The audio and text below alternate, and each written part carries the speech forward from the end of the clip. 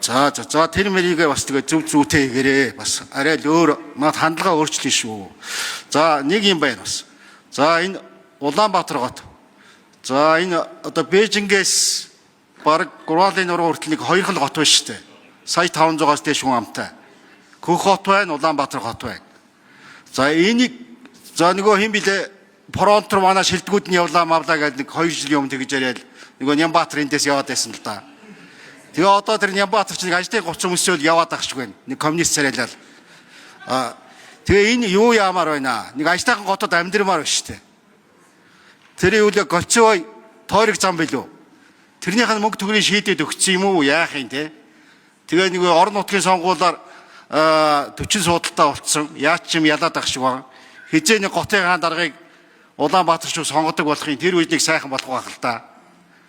Тэр тойрог замыг хийх юм уу? Тойрог зам хийнэ гэж хэлээ. Эх 7 хоногт байнгын ороо ажлын хэсгээр ярилцсан гэсэн. За одоо эх 7 хоногт ажлын хэсэг тойрог замын асуудлаа шийдэх юм байлээ.